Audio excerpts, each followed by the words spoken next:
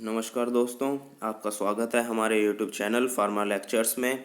आज हम पढ़ेंगे फार्माक्यूटिकल ऑर्गेनिक केमिस्ट्री 2 की जो यूनिट नंबर 5 है, साइक्लो एल्केन्स, उसके जो कुछ बचे हुए पार्ट्स थे उनके बारे में, जिसमें हम पढ़ेंगे काउल्सन एंड मॉफिट्स मॉडिफिकेशन, सेसे-मोर्स थ्योरी और reactions of cyclobutane and cyclopentane.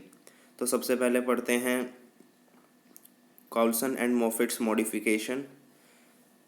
ये जो थ्योरी थी इसे हम बनाना बॉन्ड थ्योरी भी बोलते हैं, क्योंकि इसमें जो बॉन्ड फॉर्म होता है वो बनाना शेप का होता है। It is also called as banana bond theory because bond is looks like a banana shape. This theory explains the stability of cycloalkanes. ये जो थ्योरी थी ये साइक्लोएल्केन्स की स्टेबिलिटी को एक्सप्लेन करती है, और साइक्लोएल्केन्स में भी cyclopropane. It is based on the fact that greater the overlapping of atomic orbital, stronger is the bond.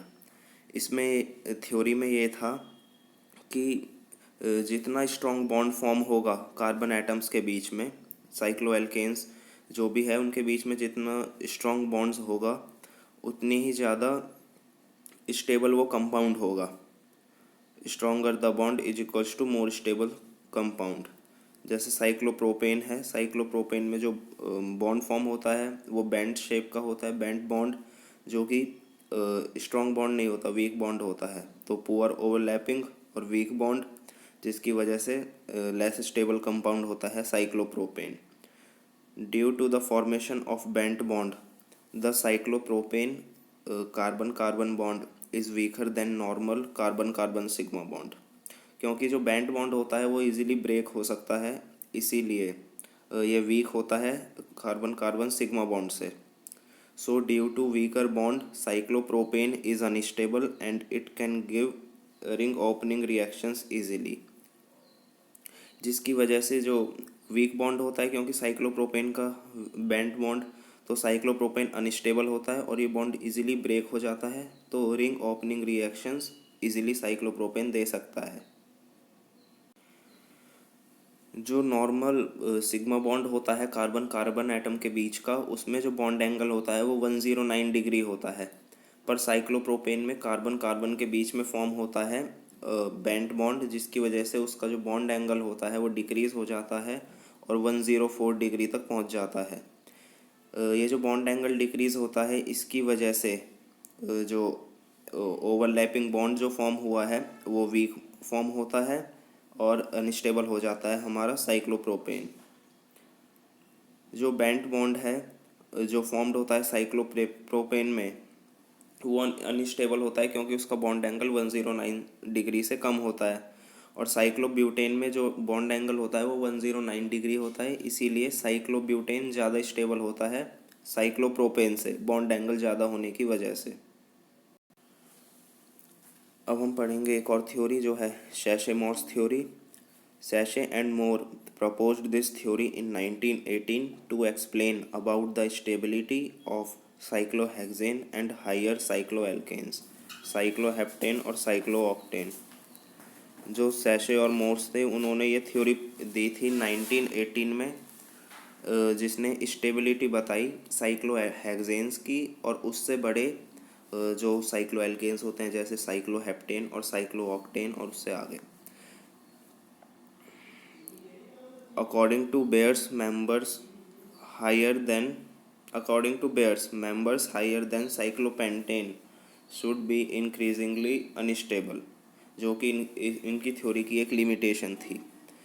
इन्होंने बताया कि जो साइक्लोपेंटेन से बड़े मेंबर होते हैं, cyclohexane, heptane, cyclooctane, ये सब अनस्टेबल होते हैं।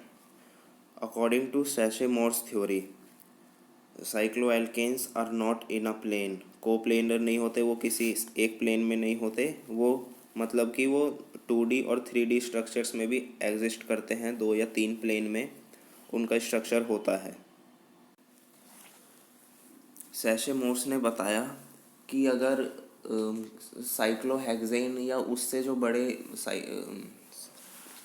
साइक्लोएल्केन्स हैं उनका स्ट्रक्चर अगर हम 1D की जगह 2D और 3D में बनाएं तो वो ज़्यादा स्टेबल होगा, क्योंकि जो मेंबर्स होते हैं रिंग के उनमें स्ट्रेन कम आता है अगर वो एक से ज़्यादा प्लेन में प्रेजेंट हो तो।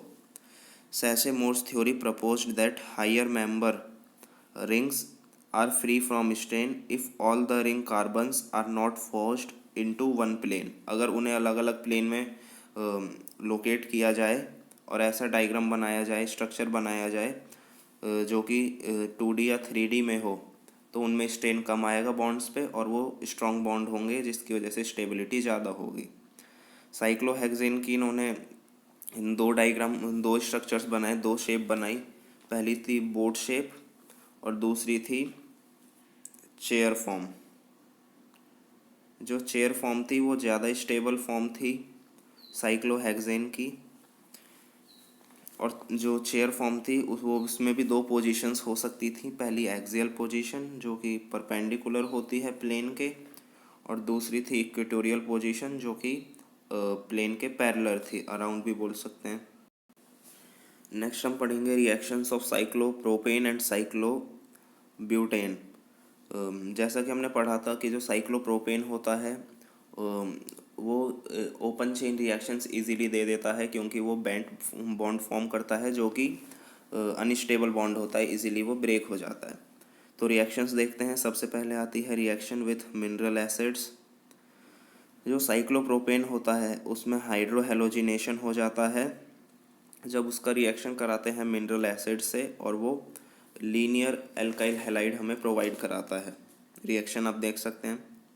नेक्स्ट है cyclopropane behaves similar to alkenes. Cyclopropane behave almost similar to alkenes. ये एल्कीन्स के जैसे ही बिहेव करता है। एग्जांपल देख लेते हैं। जब 2 साइक्लोप्रोपाइल इथीन का हम रिएक्शन करते हैं इन द प्रेजेंस ऑफ हीट की प्रेजेंस में उसकी रिएक्शन करते हैं, तो वो साइक्लोपेंटेन में कन्वर्ट हो जाता है। और जब दूसरे केस में 2 साइक्लोप्रोपाइल इथेन की रिएक्शन करते हैं, हाइड्रोजनेशन करते हैं उसका हाइड्रोजन की प्रेजेंस में, तो वो कन्वर्ट हो जाता है पेंटेन में। रिएक्शंस आप देख सकते हैं। नेक्स्ट है conjugation with carbon carbon double bonds. जो साइक्लोप्रोपेन है वो कॉन्जुगेशन भी शो करते हैं carbon carbon double bond system के साथ। मतलब इलेक्ट्रॉन्स का ट्रांसफ़र हो जाता है और बॉन्ड एक पोजीशन से दूसरी पोजीशन पे चला जाता है। Cyclopropane undergoes conjugation with carbon carbon double bond system. Next है addition reaction. Cyclopropane undergo free radical substitution reactions in the presence of halogen in UV light. जो साइक्लोप्रोपेन्स होते हैं वो सब्स्टिट्यूशन रिएक्शंस भी शो करते हैं जब उनकी रिएक्शन हैलोजन से कराई जाती है। क्लोरीन, ब्रोमीन, आयोडीन, कोई भी हैलोजन हो सकता है, और सनलाइट की प्रेजेंस में, तो ये क्लोरो साइक्लोप्रोपेन फॉर्म कर देते हैं। नेक्स्ट है addition reaction. These addition reactions destroy ring system and yield open chain addition products.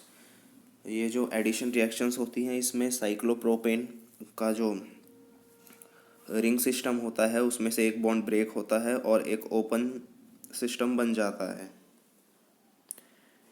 ये दो आते हैं इसमें। सबसे पहले एडिशन ऑफ हैलोजन। साइक्लोप्रोपेन ने हैलोजन के साथ रिएक्ट किया, क्लोरीन, ब्रोमीन, आयोडीन कोई भी, in the presence of CCl4, dark लेते हैं इधर, और फॉर्म हो जाता है 1,3-डाइब्रोमोप्रोपेन। नेक्स्ट है addition of HBr and HI। Cyclopropane react करता है एसिड्स के साथ HBr और HI, और 1 ब्रोमोप्रोपेन और 1 आइडोप्रोपेन फॉर्म कर देता है।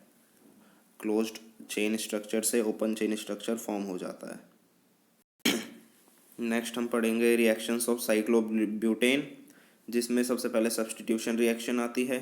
Cyclobutane undergo free radical substitution reaction in the presence of halogens in UV rays. Cyclobutane है क्लोज स्ट्रक्चर, इसका रिएक्शन कर देते हैं हैलोजन से सनलाइट की प्रेजेंस में, तो ब्रोमोसाइक्लोब्यूटेन फॉर्म हो जाता है और HBr बाई प्रोडक्ट मिलता है। नेक्स्ट है एडिशन ऑफ हाइड्रोजन। साइक्लोब्यूटेन के अंदर हाइड्रोजिनेशन भी होता है जब इसका रिएक्शन हम निकल के साथ करते हैं हाई टेम्परेचर पे, तो ये हमें ओपन चेन ब्यूटेन मिलता है, straight chain n butane. Next है फॉर्मेशन ऑफ एस्टर। जब हम साइक्लोब्यूटेन कार्बोक्सिलिक एसिड की रिएक्शन करते हैं इथाइल अल्कोहल से एसिड की प्रेजेंस में, तो हमें एस्टर मिलता है प्रोडक्ट की फॉर्म में। तो दोस्तों इस वीडियो में बस इतना ही। अगर वीडियो आपको पसंद आई हो तो वीडियो को लाइक करें, शेयर करें और चैनल को सब्सक्राइब करना ना भूलें। धन्यवाद।